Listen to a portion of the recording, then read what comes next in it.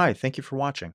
I'm going to be reading you a section of my brand new book, Stop Selling, Start Believing. It's a brand new book that's coming out. It's available pretty much everywhere that books are sold. It's launching on January 1st of 2024. You can purchase it for pre-order right now and automatically have it delivered to your Kindle on January 1st. The book is a great value. It has over 400 pages and it covers a wide range of topics. How much money are you currently losing by not performing to your best?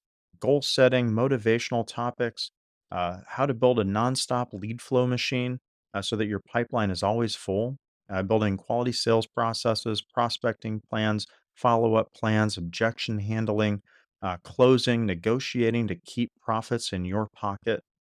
No matter where you are in your sales career, if you're starting out, you've never worked in sales before, or if you are a seasoned vet who just needs a little pick me up, maybe a refocusing of sorts to help make sure that you've really got your game on point, this book is great for you.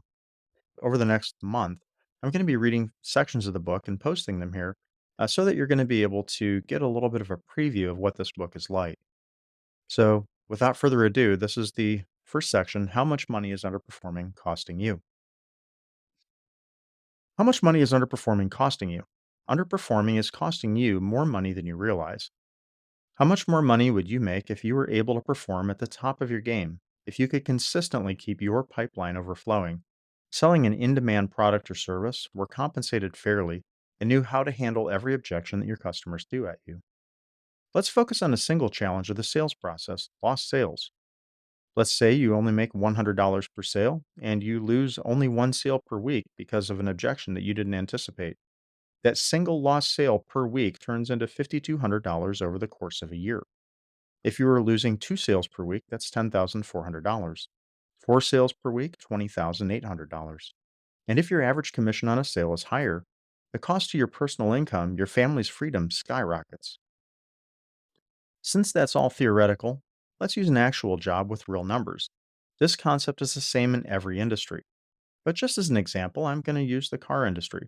If you're working in an industry with larger or smaller margins, volume, etc., adjust the numbers accordingly to come up with the accurate estimates for your own situation. You are a car salesman at an OEM dealership. This could be a Chevy, Ford, Kia, Toyota, or even a luxury brand, but the numbers are always going to tend to be similar. The way commissions in the car business works is that a salesperson typically gets three kind of commissions: a mini or minimum deal. This means that the deal either broke even or didn't break the minimum profit to be paid a percentage of the gross profits. This is typically anywhere between $100 and $200 per car at most dealerships. A split, where a salesman splits his commissions with another salesperson. This can be on a mini or on a full commission deal. And a full deal, where the salesperson gets paid a percentage of the gross profit, usually without a cap. This is generally anywhere between 20 to 35% of the gross profit made on selling a vehicle and can range anywhere from $100 all the way up to 1000 or 2000 or more on a single sale. Most dealerships pay volume bonuses to encourage salesmen to negotiate on price and sell more cars for the dealership. So making sure that you can sell a high percentage of your customers is extremely important. Now, let's go back to the math and see how a typical car salesperson's income is affected by these lost sales. Salesperson 1 is Bob. He meets an average of 30 customers per month and sells 10 cars per month at an average of $250 commission on each, making a gross income of $2,500 per month. Salesperson 2 is Samantha. She meets an average of 30 customers per month and sells 15 cars per month at an average of $350 commission on each, making a gross income of $5,250 per month. Samantha makes $33,000 more per year working the same hours and seeing the same number of customers. Why? While Bob routinely wings it, Samantha has a consistent sales process where she has scripted out the interaction and consistent and repeatable objection handling techniques that allow her to close more deals and hold more profits. She knows how to counter the "it's not a good time, I just want a brochure, I want a cheaper payment," and the dreaded "I need to talk it over with my wife" objections. The simple truth is that having a solid sales process is a major factor in how much money you make as a salesperson. As I mentioned in the beginning, I realize you may not sell cars, but the principles work in any industry. What is the differentiating factor between the salespeople that are barely getting by and the ones with vacation homes in the Caribbean, yachts, and fast cars, and who are successful in every job, in every industry, and every situation they're in? Well, there are many differences prospecting techniques, likability, etc. But one thing is always consistent, and that's the ability to close at a higher percentage of business at a higher margin. The top 20% of sales rock stars are masters of their craft. I've seen two people in the same company selling the same product or service both started the same year. One making $80,000 a year solidly in the middle of the pack, while the other became the top salesperson making half a million dollars in a bad year and over a million in a good year. It doesn't matter if you're selling cars, insurance, software, real estate, or widgets. As a salesperson, you can usually increase your income one of three ways. Number one, increase the number of customers you present. Number two, increase your margins on each sale. Number three, increase your closing ratio.